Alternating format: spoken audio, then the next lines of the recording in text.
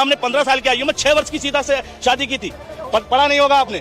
लेकिन भगवान, अब देखो, भगवान ने 6 वर्ष से करी, एक पैगंबर ने 9 वर्ष से करी। ना पैगंबर के वक्त तुम मौजूद थे, ना राम के वक्त हम मौजूद थे। भगवान की लीला भगवान जाने। हम आज कई सौ साल बाद इस बात पर बहस करें कि उनने शादी करके गलत किया, तो हमसे बड़ा मूर्ख कौन है? और हम झगड़ रहे हैं उसको लेके। 20 लाख, चलो मस्जिदों में तो कोई चंदा बंदा का जो डेटा है वो ना के बराबर है और आता भी नहीं, लेकिन मंदिरों का डेटा ना। अभी 16,000 मदरसों को यूपी में बंद करने की चल रही है, वो 13,000, और वो फंडिंग कहाँ से विदेशों से हो रही है? भाई क्या बोल रहे हो तुम? कहाँ से बोल रहे हो तुम? सुनो, कहाँ बोल रहे हो तुम? कुछ सोच समझ के बोलो, सोच समझ के बोलो।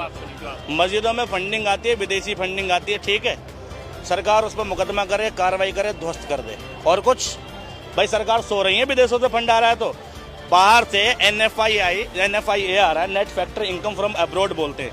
अगर विदेश से कोई इनकम आ रही है और वो सरकार की निगरानी में नहीं है, उस पर टैक्स नहीं जा रहा, तो भी सरकार का फेलियर है। एक बात। दूसरी बात, मंदिरों से 20 लाख मंदिर हैं देश में, ये मैं अप्रोक्स बता रहा हूँ, ज़्यादा ही है इससे। 100 मंदिर ऐसे हैं भारत में जिसका बजट भारत सरकार से भी दोगुना है। भारत सरकार पूरे देश को चलाने के लिए जितना पैसा लगाती है उसका दोगुना बजट देश के 100 मंदिर, यानी हर एक मंदिर पे इतना चंदा आ जाता है, इतनी चढ़ाई आ जाती है। देश में हिंदुओं की संख्या 97 करोड़, फीसदी में आते हैं 80%, और 80% में गरीब हिंदुओं की संख्या 55%। उन हिंदुओं के लिए, उस मंदिर ने उन हिंदुओं के लिए सनातनी सत्य है ना। देश में सनातन की जय है, देश हिंदू राष्ट्र की ओर है। मैं बताऊं, उन लाखों रुपए के चंदे का गरीब हिंदू को क्या फायदा मिलता है? और मैं कह रहा हूं, अगर वो मंदिर चाहे मात्र 3 महीने के अंदर देश के हर एक गरीब से गरीब हिंदू को करोड़पति बना सकते हैं, चाहे तो।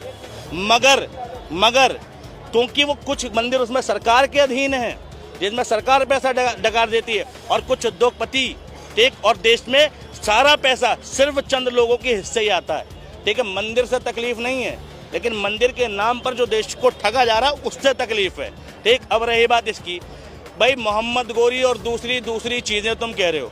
मोहम्मद गौरी, औरंगजेब, पृथ्वीराज चौहान, ठीक है, शिवाजी, इन सब का झगड़ा राजनीतिक था, धार्मिक नहीं था। औरंगजेब ने मंदिर भी तोड़वाए, मस्जिद भी तोड़वाई, इतिहास पढ़ लेना। और किस लिए तोड़वाई? क्योंकि उसे पता होता था पहले के लोग मंदिर और मस्जिदों के नीचे खजाने छुपा के रखते थे। तो राजा को सिर्फ देश की इकोनॉमी, ठीक, पहले इकोनॉमी कैसे पता चलती थी? कोई भी राज्य स्ट्रॉन्ग कब होता था कि उसके पैसा तो चलता नहीं था, जिस पे जितने हीरे मोती जवाहरात होंगे और जितनी बड़ी सेना होगी वो उतना मजबूत शासक होगा। और ये मजबूती देश के मंदिरों में खजाने मिलते थे, देश की मस्जिदों में मिलते थे, क्योंकि भारत एक भैया सिंधु घाटी सभ्यता का देश है। यहाँ पर शुरू से मूर्तिकारिता चली है और शुरू से पूजन का चला है, तो ज्यादातर खजाना मंदिरों के नीचे था, इसलिए मंदिरों की टूटने की संख्या बड़ी मात्रा में पाई जाती है, ठीक है। उसके पीछे किसी की धार्मिक भावना को ठेस पहुंचाना नहीं था, ठीक। अब रही बात इसकी, अरे आप बता देना, ठीक है। अब औरंगजेब एक राजा के तौर पे सोचता था, अगर औरंगजेब वास्तव में धर्म का विरोधक होता तो उस समय का वो क्रूर शासक था, ऐसा शासक था कि वो चाहता तो क्या नहीं करा सकता। एक झूठी अफवाह चलती कि 90 लाख हिंदुओं को जनेऊ जलाता था, ठीक है, 10 लाख हिंदुओं का, ठीक है, तब जाके वो शाम का खाना खाता था, ठीक है।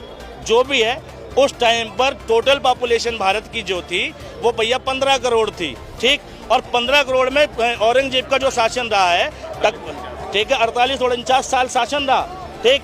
उतने साल में हिंदू बसता क्या? भाई फैक्ट पे आओ ना। भाई तुम जो किताबें पढ़ रहे हो वो कौन है? वो किताबें लिखने वाले RSS विचारक लोग।